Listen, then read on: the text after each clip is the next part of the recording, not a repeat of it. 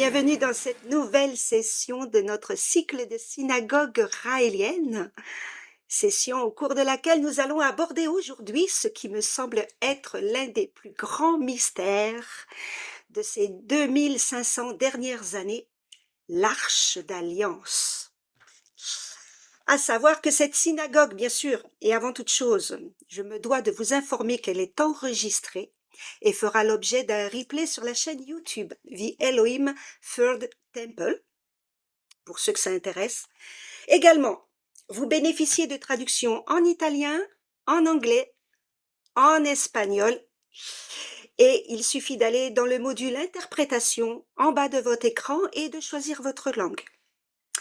Alors, avant d'entrer dans le vif du sujet, voici quelques informations d'ordre technique afin de faciliter et fluidifier nos échanges. Cette séance durera entre 1 heure et demie, approximativement, et se déroulera en 2 parties. L'une consistera à présenter ce sujet sous l'angle historique et sous l'angle des perspectives d'avenir qu'une communication pourrait nouer ou être renouée avec les Elohim et ce qu'elle peut apporter à notre civilisation 2500 ans plus tard. Puis, une deuxième partie qui consistera en une période de questions-réponses comme à notre habitude.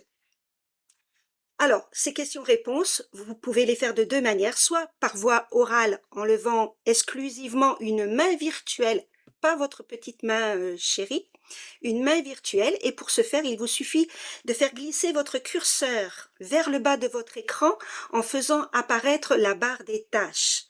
Puis, vous cliquez sur l'icône main levée et vous sélectionnez une main, à la seule condition, bien sûr, que vous ouvriez votre caméra.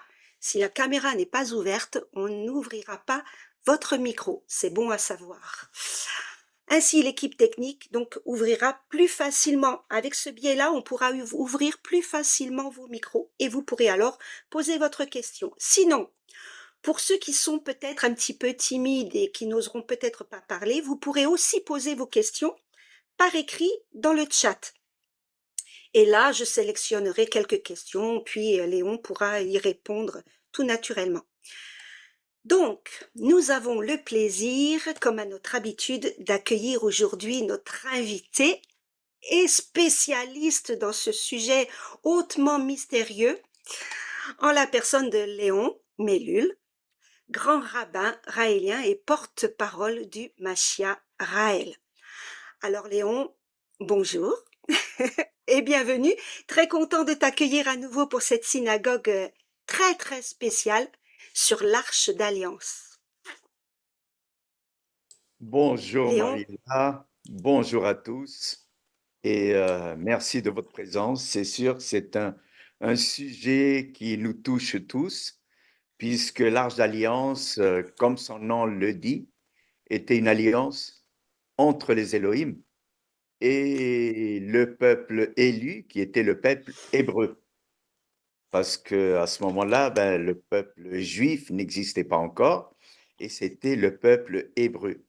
Et cette arche d'alliance, bien sûr, a été demandée par les Elohim à Moïse il y a à peu près plus de, je dirais, entre 1200 et 1300 ans du calendrier hébraïque, puisqu'il date de 5700 et quelques années, ce qui est très important à voir parce que ça a été fait juste après la sortie d'Égypte. Mais je vous en donnerai plus de détails, bien sûr, lors de notre synagogue. Et je laisse encore la parole à Mariella qui va continuer son introduction du sujet. merci Léon. Alors oui, effectivement, l'Arche d'Alliance, c'est un objet, bon, comme tu l'as dit, hein, religieux, hein, qu'on retrouve décrit dans la Bible hébraïque, d'accord? Donc un objet religieux, mais c'est surtout un objet, moi je trouve, de fascination. Un objet de fascination, mais au cours des siècles qui se sont écoulés, pour toutes les civilisations finalement, hein, au cours de ces 2 derniers millénaires là, dans l'histoire humaine. Donc on sent et on comprend intuitivement qu'il y a là une recherche perpétuelle les civilisations qui se sont succédées se sont mises en manœuvre pour aller à la recherche perpétuelle de l'Arche d'Alliance. Alors on se pose des questions, hein, un tas de questions, mais qu'est-ce que c'était, quoi? A-t-elle vraiment existé, déjà? Et si elle a existé, mais où est-ce qu'elle est? On lui prête un pouvoir. Quel est son pouvoir? Quelle est sa puissance? À quoi servait-elle? Donc tu as élaboré un petit début d'explication. On y reviendra un petit peu tout à l'heure. Mais à en croire les écrits religieux et sa fonction, ben, comme tu l'as dit, l'Arche d'Alliance, comme son nom l'indique intuitivement, moi, dans mon imaginaire à moi, c'est un arc, un pont. Le pont qui relie le créateur, les créateurs, aux créés, c'est-à-dire les Elohim aux humains, tout simplement. Et puis les religions s'y sont beaucoup intéressées, mais pas que les religions, les historiens, les archéologues, même des armées se sont mises en mouvement pour aller à sa recherche. Même les arts aussi ont tenté d'en faire une description, une représentation dans l'histoire. Et même au cours de notre dernier siècle, hein, qu'on se veut le moderne, hein, le 20e siècle, le 21e siècle, on est en l'an 2000, 2024, encore aujourd'hui, quoi, on se dit, mais l'Arche d'Alliance, mais qu'est-ce que c'est? Et les arts donc s'y intéressent, et notamment le 7e art et le cinéma. Le cinéma s'en est fait le relais tellement elle demeure dans l'inconscient collectif, un mystère qui doit trouver sa résolution. Alors pour preuve, puisque on, on a la preuve du 7e art, mais après on en prend ce qu'on veut bien en prendre, hein, sachant aussi en rire et faire un peu d'humour, mais je vous propose de regarder un extrait de film, mais c'est très parlant du point de vue sociologique. Voilà, c'est très intéressant de le regarder par le biais de l'art. Alors, donc, je vous propose de regarder une courte vidéo de 4-5 minutes et je vous laisse découvrir ça.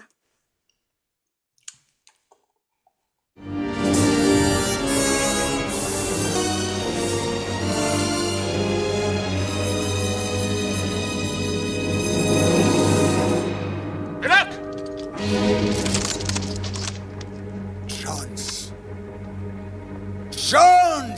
Dans une minute, je fais sauter l'arche, Belloc! Je vois que vous n'êtes pas de ceux qui lâchent prise.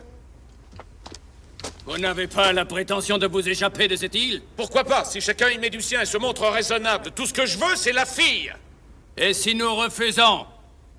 Alors votre fureur se passera de l'arche. Très bien. Écartez-vous. Reculez. Très bien, Jones. Vous gagnez. Faites-la sauter. Il faut la battre. Non, ne tirez pas. Ne tirez pas. Oui, faites-la sauter. Allez, renvoyez-la à Dieu. Vous avez consacré votre existence tout entière à la recherche archéologique. L'Arche d'Alliance renferme des trésors au-delà de vos aspirations les plus audacieuses. Nous ne faisons que passer à travers l'histoire. Ceci est l'histoire.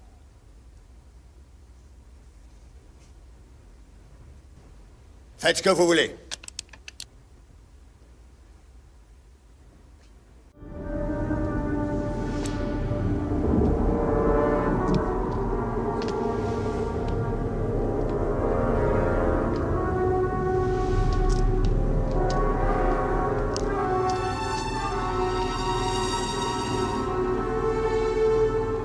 Lo anash trohitsna.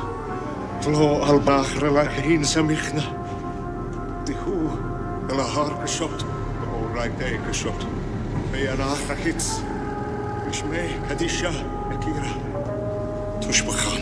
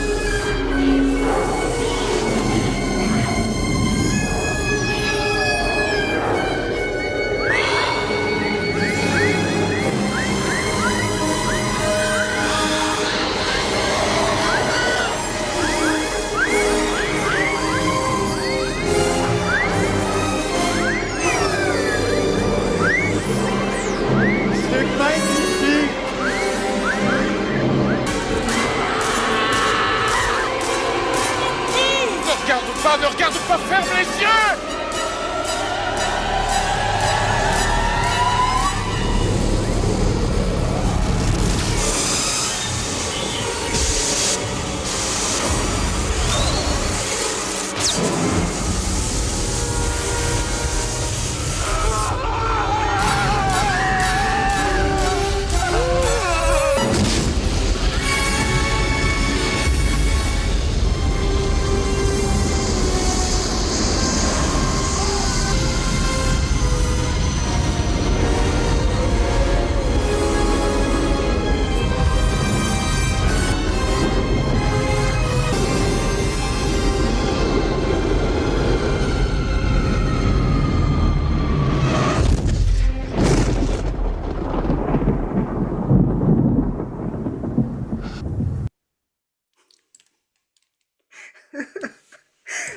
Voilà, Léon, enfin, je trouve cet extrait extrêmement parlant de tout l'imaginaire que cette arche, franchement, a dans le collectif de notre humanité, et ce tout au long des siècles. C'est incroyable, quoi. Il y en a d'autres comme ça, mais cet objet-là est incroyable. Alors, Léon, cet extrait de film, Indiana Jones en l'occurrence, t'en penses quoi? Ça t'inspire quoi? Ça m'inspire la puissance de cette arche. Qu'est-ce qu'il y avait à l'intérieur et qu'est-ce qui a fait?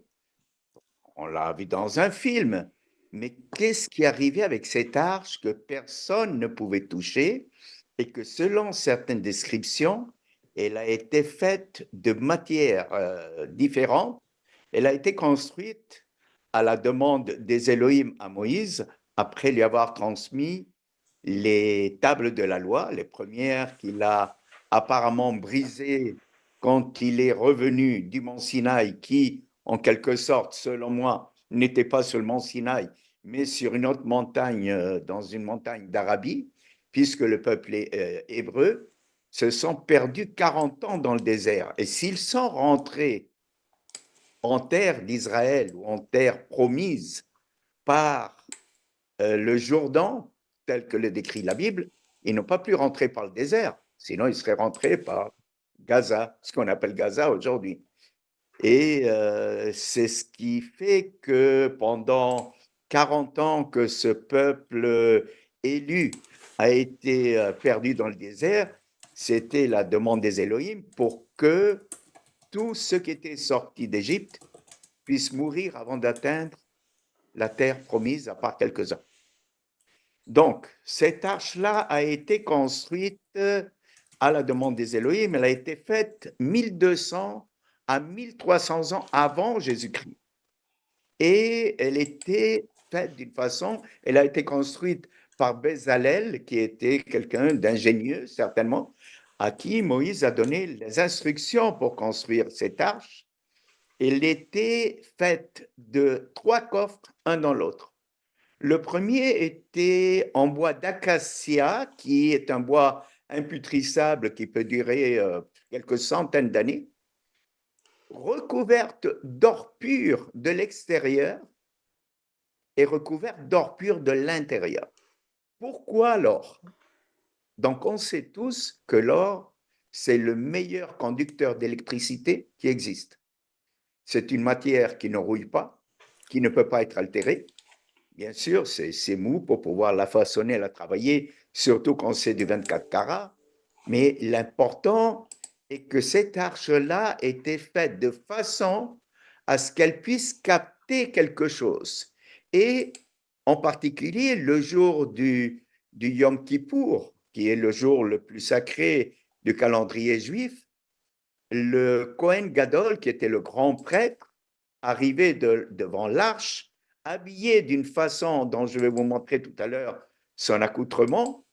Il faisait certaines prières, il fallait qu'il prenne bien sûr son bain avant parce qu'il y avait un genre de bassin dans lequel ils devaient prendre leur bain, et bien sûr ça peut nous rappeler peut-être la piscine que les Élohim demandent devant leur ambassade et ce troisième temple pour se purifier de toute chose, de tout péché, si on veut l'appeler ainsi dans le temps par primitivisme, etc., etc. Et il rentrait là-dedans avec un habit, plusieurs habits, habits de lin, tout blanc. Au-dessus, il avait un autre habit avec des clochettes parce que s'il était impur ou que l'électricité ou que les émanations qui sortaient de cette arche, l'énergie qui sortait de cette arche le brûlait, il pouvait mourir. Donc il était attaché avec une chaîne en or au pied par laquelle on pouvait le tirer parce qu'on ne pouvait pas rentrer dans le saint des saints où est-ce que l'arche était entreposée. Donc, sur ce, la religion juive aujourd'hui, selon la description, ils disent qu'à l'intérieur de l'arche, il y avait la première table de la loi, que selon les écrits, Moïse aurait cassée en la jetant sur le peuple juif quand ils avaient fait le veau d'or. Il y avait la deuxième arche, la deuxième table de la loi qu'il avait écrite, et il y avait un bâton de Moïse, non, pas le bâton de Moïse, le bâton d'Aaron, et un vase qui contenait la manne que les Juifs mangeaient dans le désert. Il y a plusieurs détails là-dessus qui nous laissent un peu perplexes parce que un bâton, si je donne les dimensions de l'arche, qui était de quelques coudées, je peux vous dire exactement, l'arche mesurait dans sa longueur une coudée et demie, ça veut dire 1,25 m. Sa largeur, elle était de 75 cm et sa hauteur d'un autre 75 cm.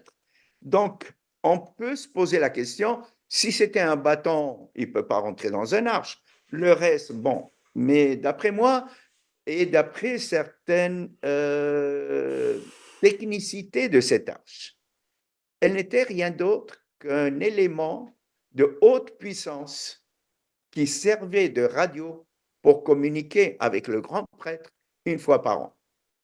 Aujourd'hui, bien sûr, les Elohim ont une autre technologie pour communiquer. Ils communiquent avec leur dernier messager, Raël, une fois par année, la nuit du 5 au 6 août, et il lui donne les instructions.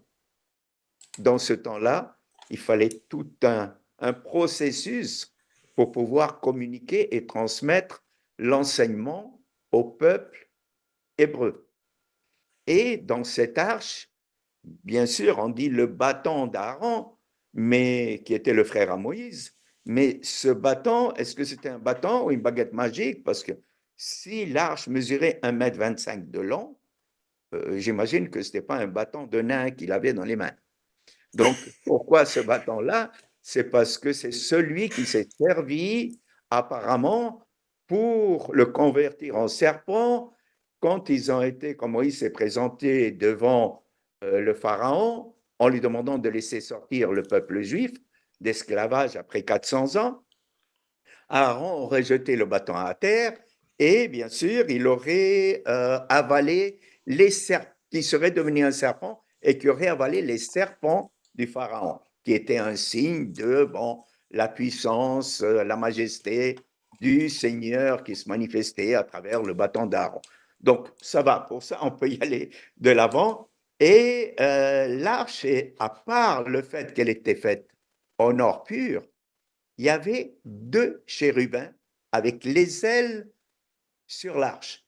Et ces 2 ailes qui ne se touchaient pas n'étaient rien d'autre que des antennes pour faire déclencher cette voix qui était rien d'autre qu'un élément, un émetteur-récepteur de haut voltage.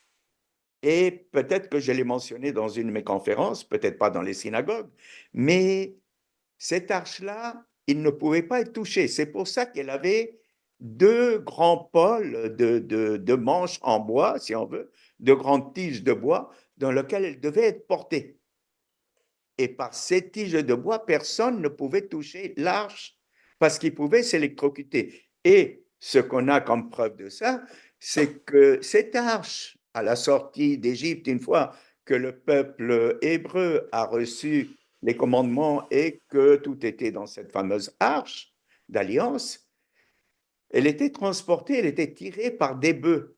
Et à un certain moment, quand elle bougeait, elle a failli se renverser. Et il y avait quelqu'un du peuple ou un des gardiens de l'arche qui a mis les 2 mains dessus pour la retenir. Et on dit, d'après les textes, bon, Dieu l'a puni parce qu'il était impur et l'a tué. C'est drôle d'un Dieu qui donne une arche, que quelqu'un qui veut protéger pour pas qu'elle tombe, il le punit en le tuant. Tout simplement, Uza s'est électrocuté en touchant l'arche, car c'était un élément de très haute puissance. Et il y a même, j'ai fait plusieurs recherches, il y a même une université qui a refait l'arche selon les spécifications et ils ont dû arrêter tellement que c'était dangereux de continuer parce que ce condensateur de haute puissance pouvait brûler l'immeuble au complet, l'université au complet et tout ce qu'il y avait dedans. Donc, ils ont arrêté. Et cette arche, à un certain moment, a été transportée dans un genre de tente quand le peuple hébreu est arrivé à Jérusalem. Elle a été transportée, ils ont fait un lieu dans le temps du roi David, dans lequel a été transportée et mise dans un lieu que personne ne rentrait, couverte avec des rideaux. Il y avait la menorah, le candélabre à 7 branches à l'intérieur, qui était également tout en or, etc., etc. Il y avait plein d'artefacts là-dedans. Et comme j'ai dit, le Kohen Gadol, qui était le grand prêtre, quand il arrivait une fois par an, le jour de Yom Kippour, pour recevoir le message, à part être purifié, il était habillé de cette robe de lin blanc, caleçon de lin blanc, et au-dessus, il avait sa robe, si on veut, avec les clochettes, mais par-dessus ça, il y avait ce qu'on appelle l'éphod. L'éphod, c'était un genre de tablier qui lui couvrait avec un pectoral dans lequel il y avait 12 pierres précieuses. Et ces 12 pierres précieuses représentent les 12 tribus d'Israël. Et les 12 tribus d'Israël qui étaient représentées par ces pierres précieuses étaient ce qui faisait communiquer avec l'arche. Donc, ce n'était pas des bijoux pour l'ornement, c'était des pierres précieuses qui pouvaient déclencher ce condensateur ou cette radio, qu'on pourrait l'appeler de nos jours, pour pouvoir communiquer avec les Elohim. Maintenant, on dit que le Kohen Gadol, ce grand prêtre, portait un grand casque sur la tête. Ça nous rappelle quelque chose pour les Raéliens qui sont avec nous, la description que Raël a donnée du casque que les Elohim lui ont mis sur la tête. Maintenant, on peut continuer là-dessus et voir que ce casque était relié aux pectoraux par 2 câbles. Et selon mon interprétation, les boudins que les Juifs orthodoxes portent aujourd'hui, c'est en souvenir de ces 2 câbles qui étaient reliés aux pectoraux, qui étaient exactement ce qui faisait, qui pouvait communiquer avec l'arche et qui pouvait la faire parler et écouter la voix des Elohim. Maintenant, il y a plusieurs spécifications là-dessus et tout à l'heure, je vais vous montrer le costume que portait ce grand prêtre et ça va vous rappeler quelque chose d'incroyable. On dirait un tablier des radiologues pour se protéger des radiations qu'il avait, et c'est ça qui pouvait les tuer en quelque sorte, les vibrations ou les radiations que cette arche d'alliance, que ce contenu pouvait avoir. Maintenant, elle a été donnée par les Elohim, c'est-à-dire les tables de la loi que contenait soi-disant cette arche, ou qui peut-être les contenait, puisque c'est les tables de la loi que les Elohim ont données à Moïse, et quand on dit, il est resté sur le mont Sinaï pendant 40 jours et 40 nuits. Moi, personnellement, il n'y a personne qui peut vivre 40 jours et 40 nuits sur une montagne sans manger, sans boire, sans dormir. Donc, j'imagine, et nous pouvons tous avec un peu de bon sens, savoir que de la même façon que les Elohim ont emmené Raël sur la planète pour lui expliquer, lui mettre un casque sur la tête et l'envoyer comme leur dernier messager, ils avaient aussi bien emmené Moïse sur leur planète pour lui expliquer certaines choses pendant 40 ans. Bien sûr, comme on n'est pas à la même époque, ils n'avaient pas la même compréhension de Raël qui a reçu ce message et qui a été sur leur planète pour mieux comprendre seulement 24 heures. Et Moïse est resté 40 jours, tout comme l'épître du désert de Jésus, qu'on dit qu'il est resté dans le désert aussi 40 jours et 40 nuits, etc., etc. Et il était certainement sur la planète des Elohim en train de comprendre et de lui expliquer comment ça fonctionnait, parce que ces gens-là, étant d'une époque primitive par rapport à la nôtre, avaient besoin peut-être de plus de temps pour comprendre. Maintenant, on peut voir que c'est très bizarre parce que cette table de la loi que Moïse a descendue et qu'il a remis au peuple hébreu a été donnée le jour de la fête juive de Shavuot. Et c'est une fête dans laquelle on célèbre l'arrivée de la loi que Elohim a donné cette table de la loi au peuple élu, à son peuple, etc., etc. Et en fait, cette fête-là, jusqu'à nos jours, c'est ce qu'on appelle la fête de Shavuot. Et le plus agréable pour nous et le plus drôle de tout ça, c'est que il y a 2 jours de la fête de Shavuot qui se fêtent partout dans le monde, et en Israël, c'est juste un jour.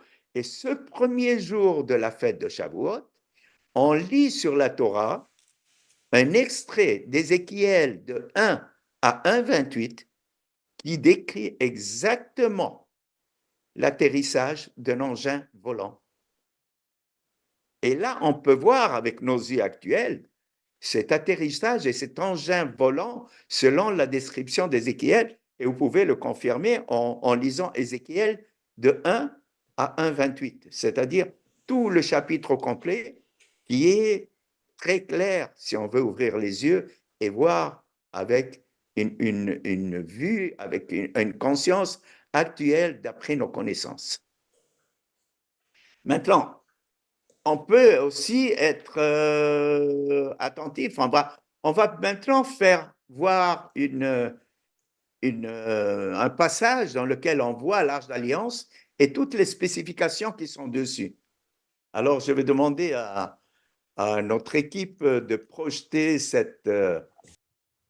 C'est bon, Léon, pour toi, tu vois? Oui, oui, ben, ça Voilà. va, on peut voir l'arche de quoi elle avait l'air.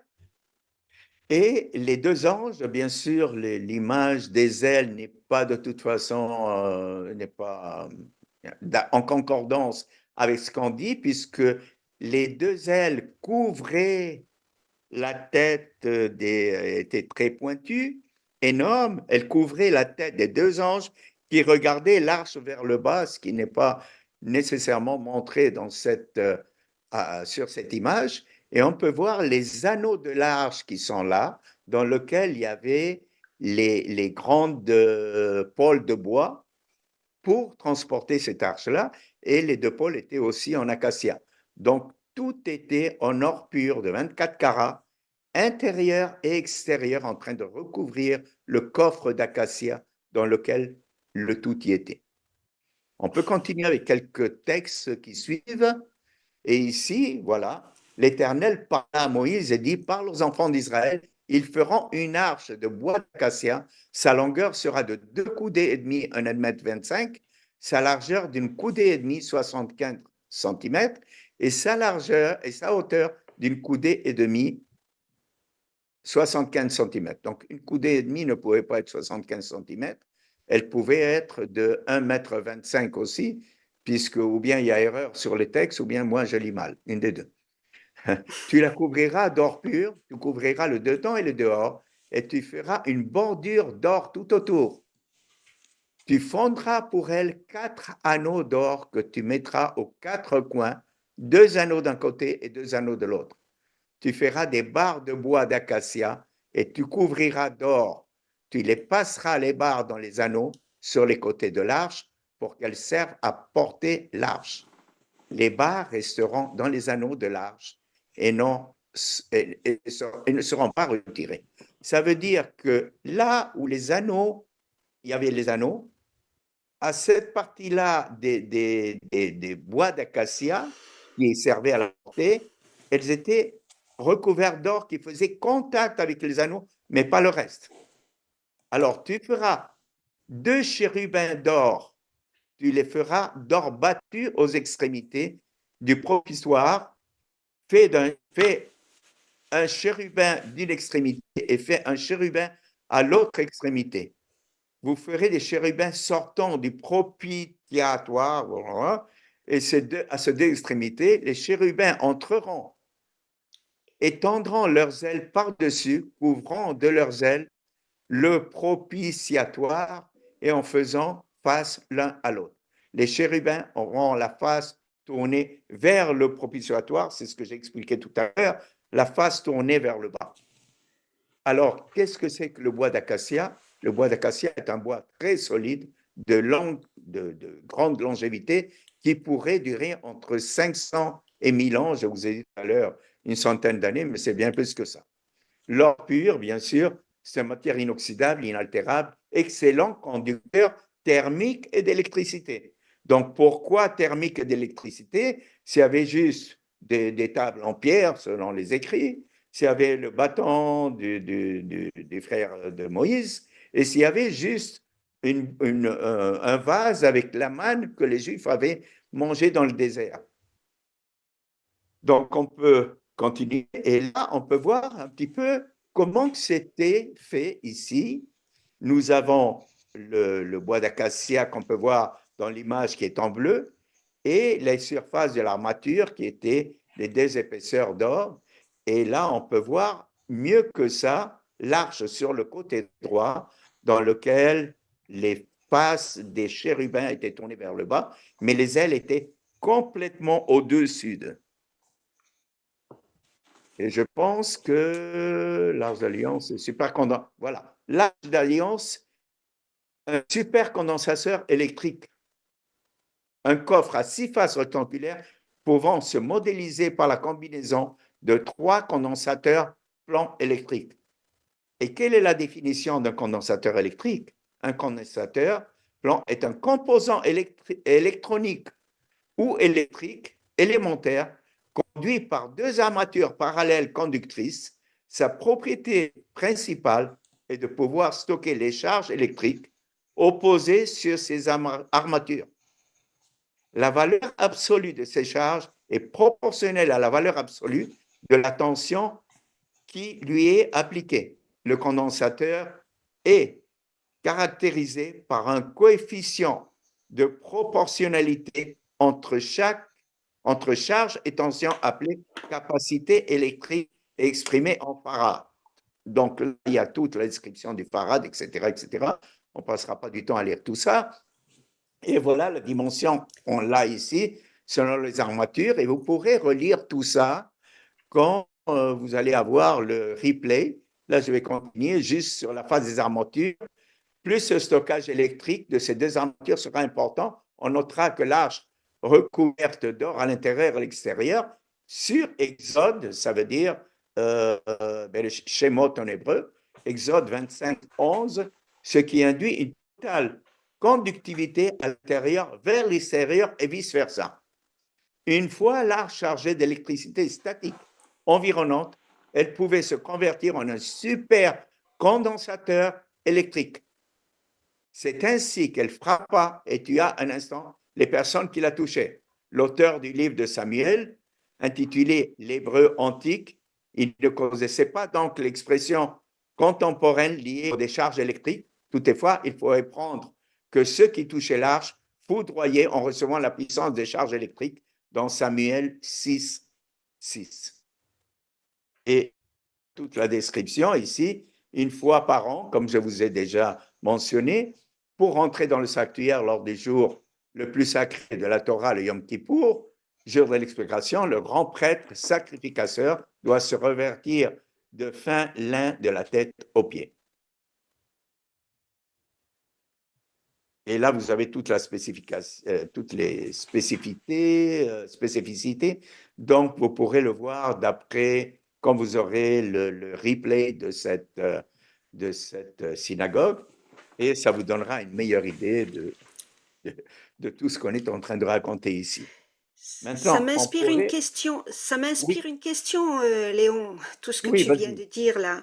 Euh, Moi, je suis quelqu'un d'extrêmement naïf et je ne connais pas un centième de tout ce que tu sais. Et bravo vraiment pour ces synagogues que tu organises. Vraiment, tu nous ouvres l'esprit sur beaucoup de choses. Et là, moi, tout naïvement, je me pose des questions. Je me dis, mais finalement, ce prêtre qui portait ce costume, tu as parlé des pierres, là, on va le voir tout à l'heure. Mais je me dis, mais finalement, c'était peut-être pas vraiment des pierres précieuses, ça aurait pu être des boutons de couleur sur lesquels il devait peut-être toucher pour faire une espèce de code qui permettait de démarrer une espèce de communication. Et puis finalement, cette arche, peut-être qu'elle était une simple batterie électrique, pile électrique qui permettait de charger ça, ce, ce panneau, on va dire, hein, un peu comme un panneau d'ordinateur, on touche les touches là, et puis et tout simplement, moi je me dis ça. Qu'est-ce que t'en penses? Ben, écoute, c'est très, très logique ce que tu dis.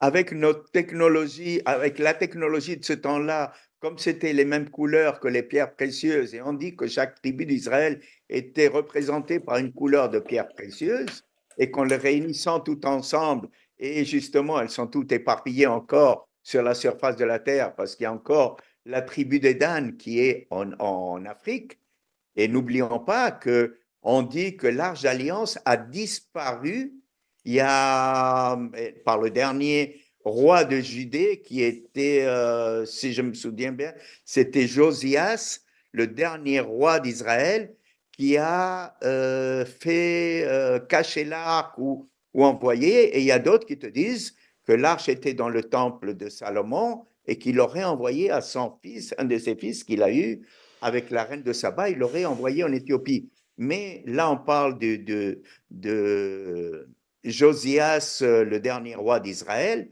qui a enlevé cette arche-là avant la destruction du deuxième temple et que cette arche-là aurait disparu. Maintenant, où est-elle? J'en sais rien. Est-ce que c'est intéressant de la trouver ou pas? J'en sais rien non plus, parce que si on pense un petit peu et qu'on se dit, ben, le Mossad qui peut tout savoir, qui connaît tout, si cette arche-là était intéressante à trouver et qu'elle ne changerait pas la phase de l'histoire, ne pensez-vous pas que le Mossad, avec toute l'intelligence et les informations qu'ils ont, ne l'aurait pas déjà trouvée? Maintenant, est-ce qu'elle est engloutie sous terre? On n'en sait rien.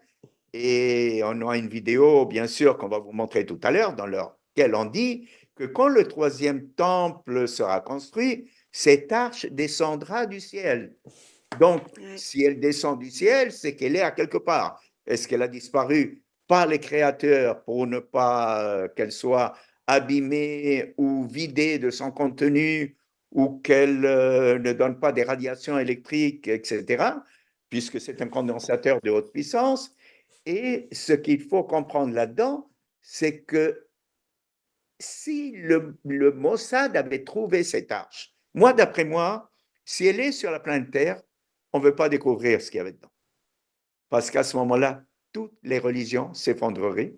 Si on arrive à découvrir que c'est un condensateur de haute puissance et de haut voltage qui servait, qui était un outil de communication avec les créateurs, donc automatiquement, ce n'était pas un Dieu qui a donné un condensateur à Moïse, c'était une civilisation bien plus avancée que la nôtre. Et nous, Raéliens, savons que les Elohim ont 25 000 ans d'avance sur nous. Donc, on va continuer avec une vidéo qui va nous montrer un petit peu ce que les gens pensent de cette arche. Entre-temps, tu disais, Léon, que dans l'arche, il y avait la manne, le bâton d'Aaron et la première table, voilà, de la loi. La première Mais et la deuxième, oui. la première et la deuxième. Mais une arche en or, juste pour transporter des objets aussi basiques que du bois, de la pierre, ok, qu'elle puisse stocker quelque chose, je veux bien, mais forcément, elle devait bien transporter autre chose que vulgairement quelques objets de bois et de pierre, non? Franchement. Évident, c'est évident. Et de toute façon, s'il y avait rien que des objets de bois, de pierre et un pot avec de la nourriture synthétique que les Hébreux mangeaient dans le désert, ils ne se seraient pas électrocutés en la touchant. Ils n'avaient pas Bah besoin ouais, de ce franchement. bordel-là, des poêles Ouais. en bois et tout le reste pour ne pas Mm. que l'électricité, que ce soit pas un conducteur d'électricité. Donc là, tout ça, il faut y penser. Mais bon, il y a des gens qui ne pensent pas et croient, croient, C'est ça. croient sans Voilà, leur la âme. vidéo est prête, on Ah ben dirait. voilà, il n'a pas été foudroyé, notre technicien. זו קודש הקודשים. בתורה קוראים למקום הזה חדר המיטות. משום שזה המקום שבו הקדוש ברוך הוא בעצם מתייחד איתנו, עם עם ישראל. אנחנו הראיה והוא הדוד. בתקופת בית ראשון, על אבן השתייה היה מונח ארון הברית. ובתוך ארון הברית היה בעצם הכתובה שלנו, החוזה שלנו. לוחות ראשונים, לוחות שניים שמשה רבינו פסל, צנצנת המן שאכלנו במדבר, ומקל הארון שפרח. תקופת המשכן, ארון הברית עמד שם. תקופת שילה, 369 שנים, ארון עמד שם. תקופת בית ראשון, הארון עמד שם כמעט עד סוף ימיו. אבל לפני חורבן בית ראשון, אחד מאחרוני המלכים, המלך יאשיהו שמו, שהוא קיבל איתותים, שעומד חס ושלום להיות חורבן, הוא לוקח את ארון הברית והוא גונז אותו. ייחודו של ארון הברית הוא בכך שהוא מבטא מציאות של השראת שכינה. מי שבנה אותו זה בצלאל. בצלאל הוא, הייתי אומר, האמן הראשי, חז"ל אומרים עליו, מה זה בצלאל? בצל כל, בצל האל. כביכול הוא לא רק ידע את סודות הבנייה, שאגב זה דבר מופלא ביותר בנייה של כל הכלים שבמשכן, כל המשכן כולו. לא רק שידע את הטכנולוגיה של השילובים, של העץ והזהב וכל החומרים שעל ימיניהם, ידע את הסוד. אומרים חז"ל, ארון מלשון אור. ממנו יוצאת אורה לעולם. ההוויה הראשונה בבריאה זה האור. זה לא אור של הפלורסנטים, לא אור של הירח, לא של השמש. זה אור רוחני. אור גנוז, אור נשגב. והאור הזה התגלה מתן תורה בהר סיני ונעלם. אחרי חטא העגל. וחזר עוד פעם במשכן דרך ארון הברית. הארון למעשה בבסיסו הוא ארון עץ. אבל בתוכו יש קופסת זהב, וגם בחוץ יש קופסת זהב. זאת אומרת, זו קופסת עץ שנתונה בין שתי תיבות זהב. ומעליו יש כפורת, כפורת זה משטח, זה הכפורת, כפורת, ומקשה אחת מתוך הכפורת זו כרובים. כלומר, הם יוצקים אותם ביחד. חז"ל אומרים קירוב, זה בארמית קרביה, כפניהם כפני נער. כרוב באופן עקרוני זה כינוי של מלאך. חז"ל כאמור קבילו את זה גם לשימוש של פני נער או נערה, כלומר פנים צעירות.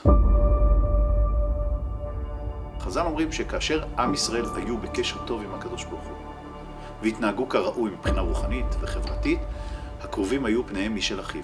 כמשל שמתאר את השיח ואת הקשר האינטימי שמתקיים בין עם ישראל לבין הקדוש ברוך הוא. מנגד, כאשר חס ושלום עם ישראל לא התנהג כראוי ובעצם הפנה עורף לקדוש ברוך הוא ולאורחות חייו כמו שהם היו אמורים להיות, אזי הקרובים לא היו מסתכלים פנים אל פנים, היו מסתכלים למטה. למה הם מסתכלים למטה? כי למטה ניצבת הברית. והתפקיד של הקרובים זה מעין סממן, נייר לקמוס כמעט הייתי אומר, להבחין מה מצבנו הרוחני. קרובים הללו מבטאים את השראת השכינה. אנחנו בחיבור מתמיד לקדוש ברוך הוא דרך התורה. תורה היא מרכז ההוויה. ומשה רבנו, בתקופת המשכן, כשהיה מתנבא, הקול האלוקי היה יוצא מבין הקרובים ומגיע למשה רבנו. עכשיו ודאי שארון הברית צריך לחזור למקומו. בבניין בית שלישי, בלי ספק, ארון הברית יחזור. שלמות השראת שכינה, זה ארון הברית. זה השראת השכינה. אם המזבח מבטא את העבודה שלנו, את התיקון שבא מצידנו, הארון מבטא את השראת השכינה שבא מלמעלה. כל זמן שהארון לא במקומו, אין השראת שכינה מלאה.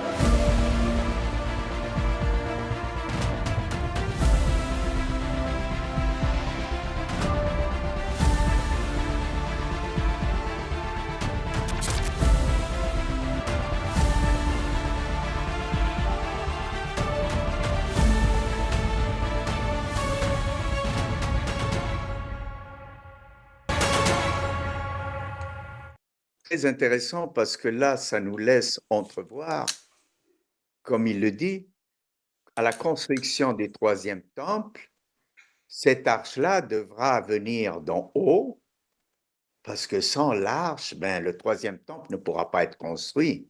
Le troisième temple, dans leur tête à eux, qui s'attendent à ce que le Messie soit quelqu'un qui connaisse tout de la Torah, qu'il soit là en train de prier jour et nuit, qu'il ressuscite les morts et tout le reste, mais ce n'est rien de ça. Cette arche-là d'alliance, bien sûr, elle peut sortir, qui peut être un élément déclencheur qui pourrait donner à réfléchir aux gens. Parce que si c'est un condensateur de haute puissance et qu'on le retrouve, comme j'ai dit tout à l'heure, il n'y a pas de bâton dedans, il n'y a pas de manne à l'intérieur, il n'y a pas des morceaux de pierre non plus, de table de la loi, c'est autre chose.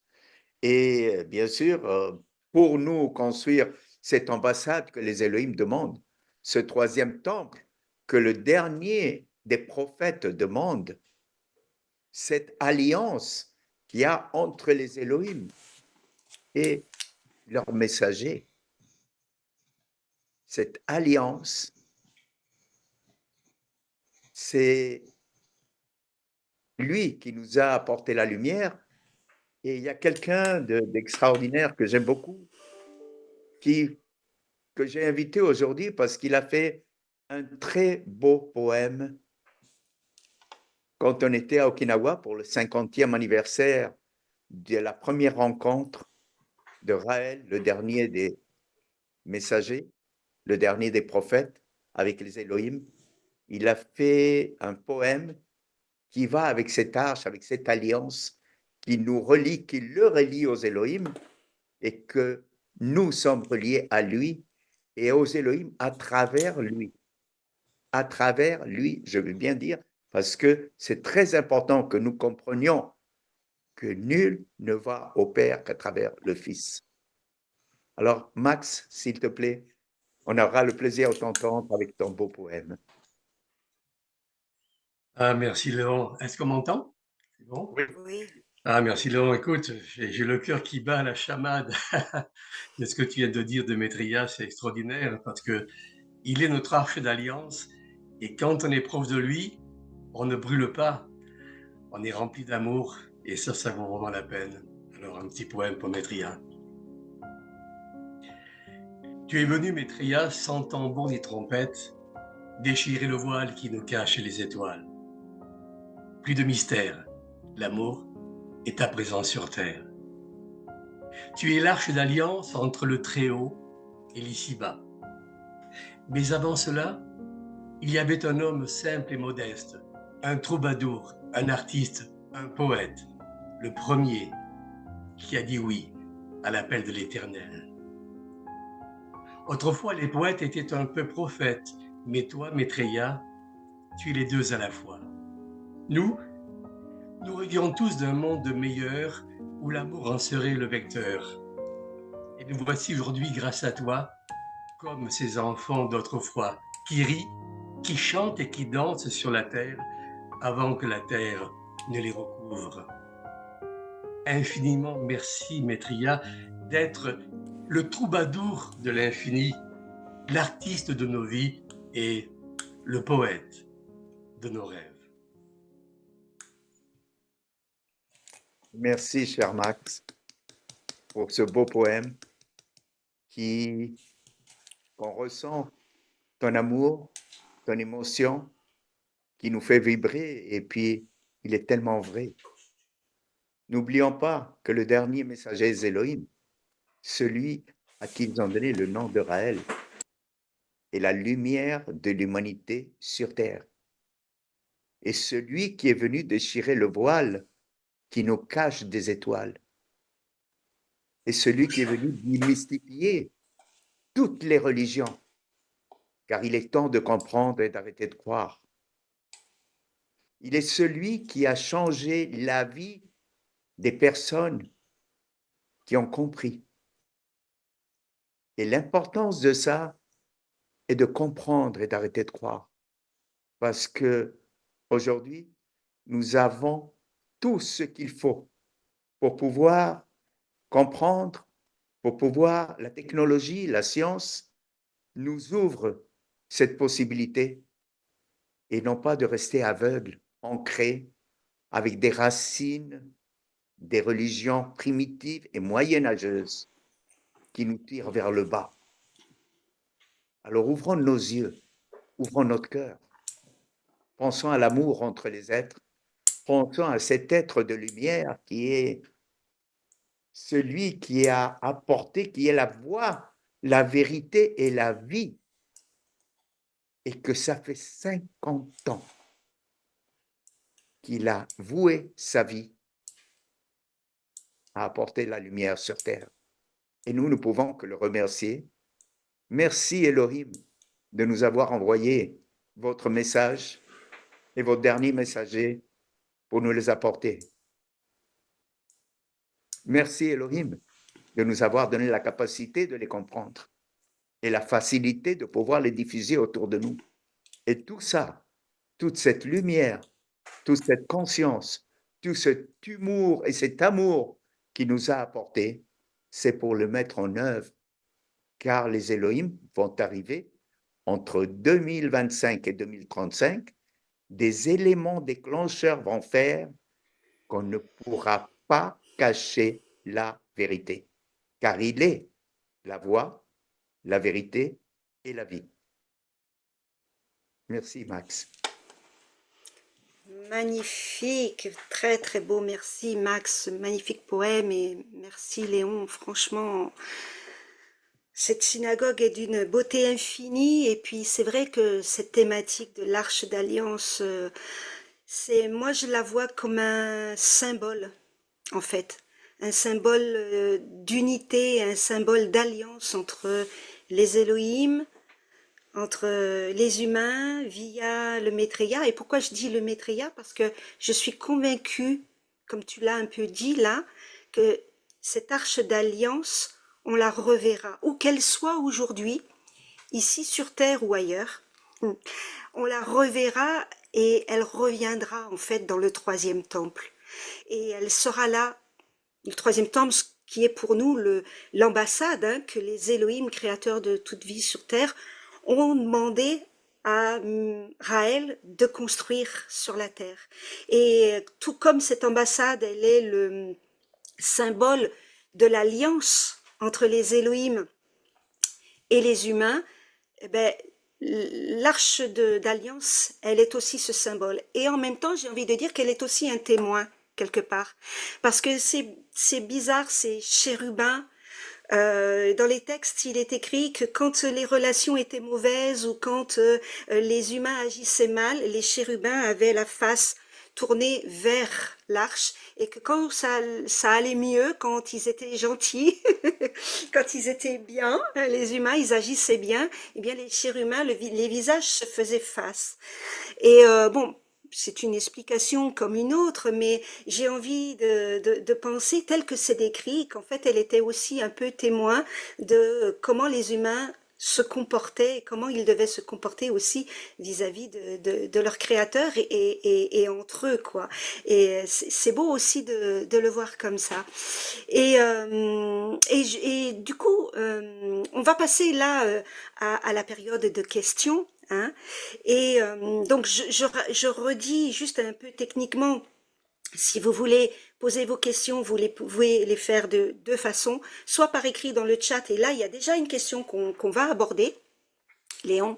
Et sinon, ben, en levant la main, mais de manière virtuelle, avec votre curseur, vous allez en bas de votre écran, vous bougez votre curseur et vous verrez apparaître à un moment donné un symbole, levez la main, vous cliquez dessus, vous choisissez la main de votre choix et on vous donnera la parole. On ouvrira votre micro, vous accepterez l'ouverture du micro et vous pourrez parler. Par contre, déjà là, pour démarrer tout de suite, Léon, et dans le fil du sujet, la question c'est est-ce que on va voir le costume, le fameux costume, Léon, l'image qu'on devait voir. Ah Voilà. oui, Ce serait oui, bien oui, de on l'a pouvoir le projeté, oui. visualiser de plus près. On le voit un peu dans le film d'Indiana Jones, Oui, mais là, ce serait bien que tu puisses nous en parler un petit peu bien plus. sûr, si on peut le projeter, ce serait bien. Oui. Voilà. Dommage, on ne peut pas agrandir un peu plus l'image, mais on voit le casque, mais on ne voit pas qu'il est relié aux pectoraux. Et selon la description, il était relié aux pectoraux. Donc, on peut voir le tablier qu'il porte par-dessus. On voit bien son costume de lin, un autre habit bleu par-dessus avec les clochettes qui servaient à… Quand les clochettes, on les entendait plus, on pensait que le gars était mort, donc on le tirait par le pied, il était attaché avec une chaîne en or, etc., etc. Et bien sûr, on voit ce tablier qui, personnellement, envoie les fameuses pierres précieuses, mais qui peuvent être aussi des boutons codés que le grand prêtre touchait pour faire connecter l'arche électroniquement ou autre avec, avec les Elohim qui lui donnaient un certain message. Et ce que je vois dans ce tablier-là, je me pose la question, est-ce qu'il n'était pas en plomb, tout comme les radiologues, pour éviter les radiations électriques? On peut se poser la question, même je pense que la bandelette qui couvre sa partie du sexe jusqu'en bas était pour protéger peut-être ses instruments de valeur, afin que ne pas se faire une merguez grillée. Bon, c'était juste un petit témoignage en rigolade. Bon, Mariella, c'est sérieux, quoi. On peut pas rigoler. On est sérieux là, on est dans une synagogue, Ah Léon. oui, mais la synagogue, c'est de l'humour, c'est de l'amour, et c'est les messages des Elohim avant tout. Oui. Leur messager nous a transmis il y a 50 ans de ça. Ok, alors là, je vois déjà quelques mains de levées. Alors, nous avons Elvis Antonio qui aimerait nous parler. Alors, je ne sais pas si il parle en français ou est-ce que ça va être Parle en en espagnol, il n'y a espagnol. pas de problème. Ça ira si c'est en espagnol? Voilà. Eh bien sûr. Ok, donc si on peut ouvrir le micro de Elvis.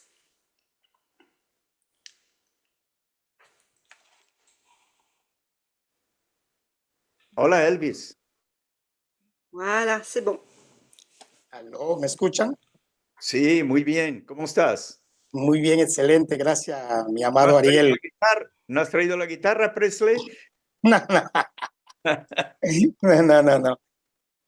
Mi pregunta es sencilla. En el calendario actual, ¿cuál sería el día del Yom Kippur? Sur le calendrier actuel, quel serait le jour du Yom Kippur?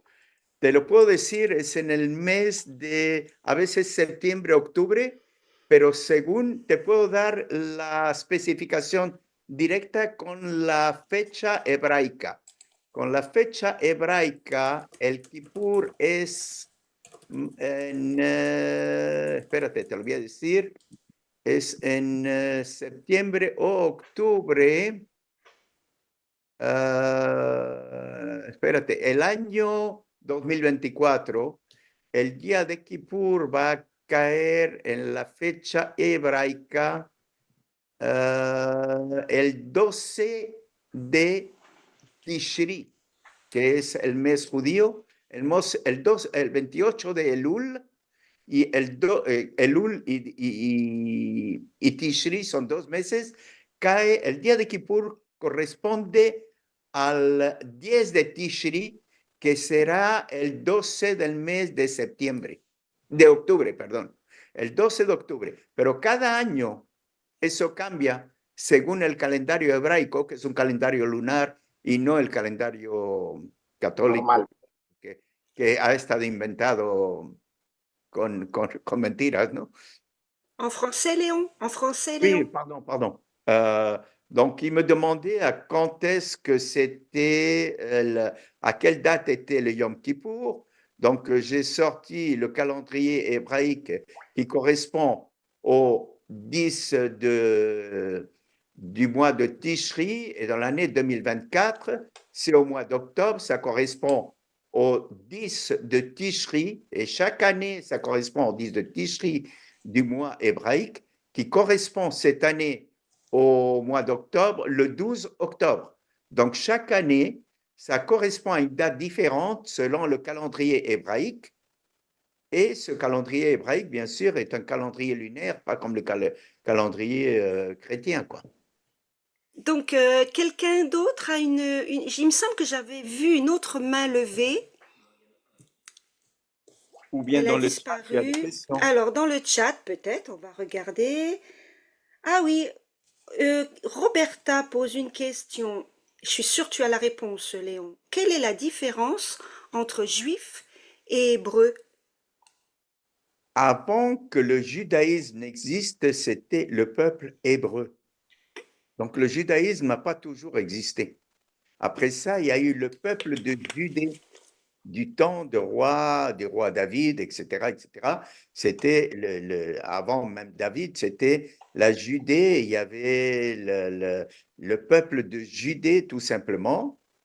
Et bien sûr, c'était deux peuples qui se battaient entre eux, un peu comme les nordistes et les sudistes américains. C'était, je ne me rappelle plus exactement, mais la Judée était divisée en deux. Donc, c'est pour ça qu'on les appelait, les Juifs, c'est une chose, et les Hébreux, c'était autre chose.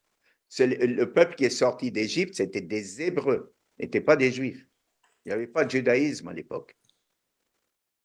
Être hébreu, c'était avoir une façon de vivre, un mode de vivre, un mode de fonctionnement qui était depuis l'époque d'Abraham, d'Isaac, de Jacob, et Jacob qui avait immigré en Égypte, qui avait quitté la terre de Canaan pour aller en Égypte, et dans lequel, bien sûr, son fils Joseph, selon l'histoire, était un conseiller du Pharaon, et après ça, bon, il y a eu d'autres événements qui ont fait que les Juifs ont été mis en esclavage après plusieurs pharaons, etc., où ils sont restés pendant 400 ans.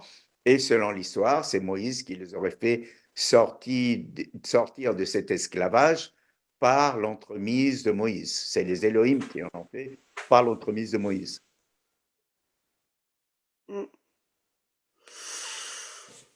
D'accord. Ah, ben, il y a Fanny qui aimerait poser une question. Vas-y, Oui. Fanny. Oui, merci encore Léon pour les explications.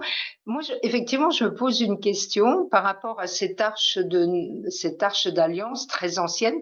Est-ce qu'elle a encore son importance aujourd'hui? Parce que comme l'a exprimé Max dans son beau poème là, où il assimile Maitreya à la nouvelle arche d'alliance, en fait, c'est lui qui sera dans l'ambassade.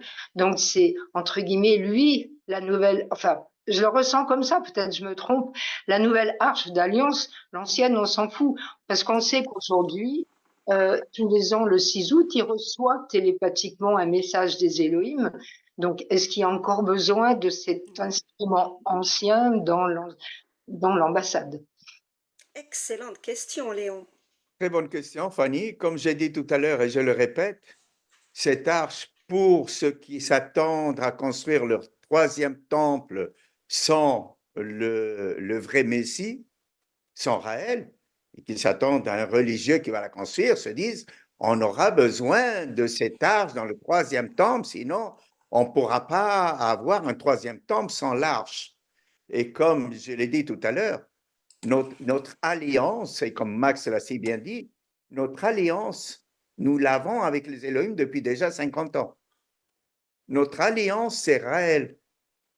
C'est lui l'alliance, c'est lui le lien entre les Elohim et nous.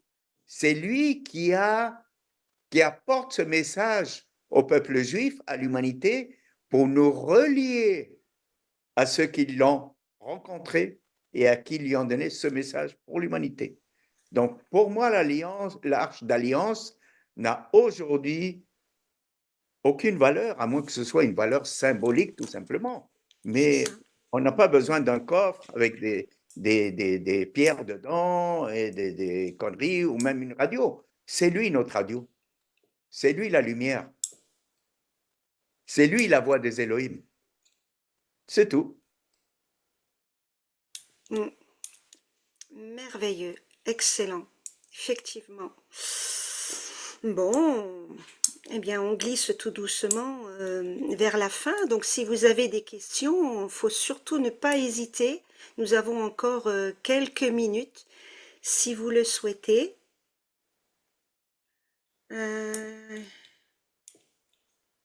Alors, il y a une question dans le chat, Léon. À toi de voir si tu as envie de répondre à cette question.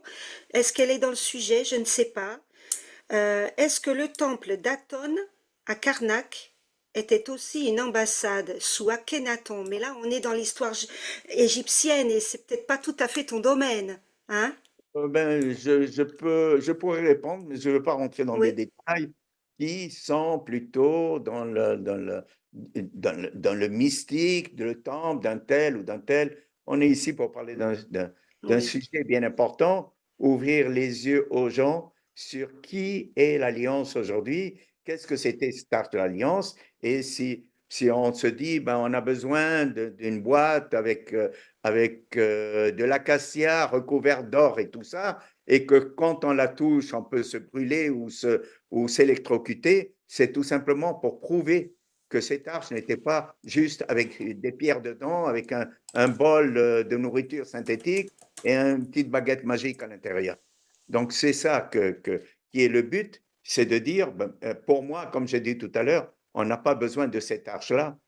Et les Elohim non plus n'auront pas besoin de ça, à moins qu'ils veulent prouver le contraire à ceux qui ont encore les yeux ouverts, les yeux fermés, et qui veulent le rouvrir avec des miracles. Mais je ne pense pas que ce soit le cas aujourd'hui. On a notre alliance c'est ça, Israël. C'est c'est lui ça, notre lien avec les Elohim et personne c'est d'autre. ça. Et en fait, ce que tu dis là, Léon, répond totalement à une question qui a été posée en espagnol dans le chat et que Cynthia, notre grande traductrice avec Eric River, qui sont là tous les deux, m'ont traduit donc en aparté. La question était de se poser, considérant les énormes intérêts de l'humanité et en supposant que l'emplacement actuel de l'arche se trouverait dans un lieu secret de l'Éthiopie, pourquoi n'est-elle pas récupérée? Mais finalement, tu as répondu à cette question. Quel est l'intérêt aujourd'hui, au XXIe siècle, de récupérer cette arche alors qu'on est à deux doigts de construire une ambassade et qu'on a un prophète vivant sur la terre qui est lui-même le relais instantané, immédiat des Elohim sur la terre. On n'a pas besoin d'un ustensile, on n'a pas besoin d'un objet pour nous aider à réaliser ce contact. Parce que nous, ce contact, il est avec Maitreya, comme il le dit souvent, les Elohim parlent à travers sa bouche, les Elohim regardent à travers ses yeux et ils nous entendent à travers aussi ses oreilles. Donc, aucun besoin de cette arche finalement. Elle a une valeur historique parce qu'elle était adaptée à une époque où les civilisations avaient besoin d'une technologie qu'ils pouvaient qu'ils pouvaient toucher pour pouvoir la faire fonctionner. Mais ça s'arrête là. Nous, aujourd'hui, on n'a plus besoin de ça. Et c'est vrai qu'il est aussi dit dans les messages que aujourd'hui, si les Elohim voulaient venir sur la terre, ils pourraient y venir de manière tout à fait instantanée, immédiate. Donc, ça n'a pas d'intérêt, je te rejoins complètement.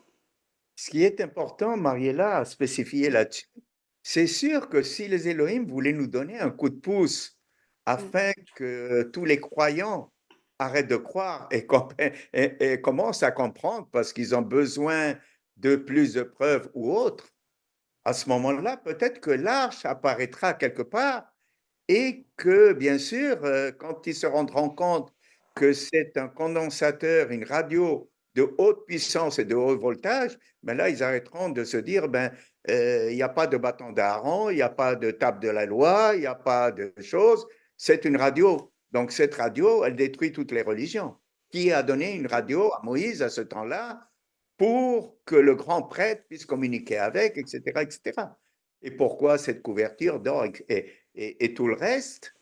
Pour que ce soit un condensateur avec des éléments conducteurs d'électricité. Mais là, peut-être, s'ils veulent nous donner un coup de main, ça va, mais je veux dire, on n'a pas besoin, nous, Raéliens, on n'a pas besoin de ça. Oui, c'est ça. Ça va être un choc, parce qu'ils vont peut-être se jeter là-dessus et s'électrocuter, puis ce sera comme ceux qui sont morts dans le désert pendant 40 ans où ils étaient perdus, pour que personne de ceux qui étaient appelés les impurs par les Elohim ne rentre en terre d'Israël. Donc, peut-être qu'ils enverront ces tâches, puis qu'il y en a qui vont commencer à prier dessus. Ouais. Après, j'imaginais aussi, je me disais, mais finalement, si l'arche d'alliance revient dans l'ambassade, hein, comme normalement dans les textes il est écrit, il faudrait qu'elle réintègre le troisième temple, mais bon, admettons, si jamais elle devait revenir dans l'ambassade, elle va juste servir de relique. En fait, elle va intégrer le musée de l'ambassade et on pourra aller admirer qu'un jour elle a véritablement existé et elle sera juste un témoignage de l'histoire en fait. Mais en termes de présent, elle a plus d'intérêt. Moi, je ne pense pas qu'elle sera dans l'ambassade que les Elohim demandent parce qu'elle ne fait pas partie du message que les Elohim ont donné à Raël. Elle ne fait pas partie du message nulle part. Donc, c'est vrai, pour t'as raison. La raison de cette synagogue raélienne pour parler de l'arche, c'est de faire comprendre aux gens que si c'était une boîte dans laquelle il fallait mettre juste des pierres, un bâton et un pot avec de la nourriture synthétique, on n'avait pas besoin de tout ce bordel-là pour que ce soit un conducteur d'électricité et que si on l'a touché, on n'était pas électrocuté. Ça n'a rien à voir, mais vraiment rien à voir. Aujourd'hui, pour moi, cette Arche d'Alliance, bon, comme j'ai dit tout à l'heure, si jamais on la retrouve, ça va être un éveil pour tous ceux qui croient encore qu'elle a servi à quelque chose. Pour moi, elle n'a servi à rien. Aujourd'hui, on n'a pas besoin de ça. Et ce n'est pas ce que les Elohim ont demandé à Raël de faire une arche pour qu'il puisse communiquer avec lui. Il communique déjà avec lui depuis 50 ans. Donc, bon, je crois qu'on est... Hein? Qu'est-ce que tu en penses? On est arrivé au bout de notre synagogue. Au bout de l'arche. On est au bout de l'arche. Aïe, aïe, aïe.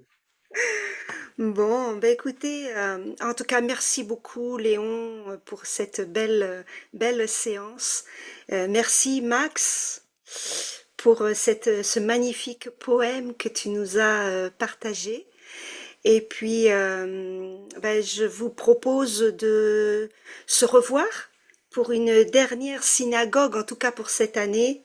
La prochaine aura lieu le 30 juin, hein, un dimanche, même heure, 18h, heure de Paris. Et avant de lancer donc la vidéo promotionnelle hein, de cette prochaine séance, encore une fois, Léon, un grand merci. Et puis peut-être encore un dernier mot? Oui, un mot pour remercier tous ceux qui sont présents, tous ceux qui viennent à nos synagogues. C'est un plaisir de vous avoir, c'est un plaisir de passer quelques heures ensemble et de partager un petit peu de connaissances que j'ai. Et surtout, je voudrais remercier, pas seulement vous, mais toute l'équipe qui, à travers Mariella, par sa grande... elle est la directrice, la chef d'orchestre de tout ça, et qui a toute une équipe technique derrière elle, de traducteurs, etc., à qui je voudrais remercier, qui sont toujours là au service de la structure, au service des messages, au service des Elohim, avant tout, et surtout leur messager, qui est notre alliance entre eux et nous. Merci Mariella. Merci à vous Merci à tous. Non, merci à tous. Merci à tous. Un gros bisou. On se donne rendez-vous le 30 juin et puis je laisse Loulou nous faire découvrir la prochaine synagogue. À bientôt. Au revoir à tous.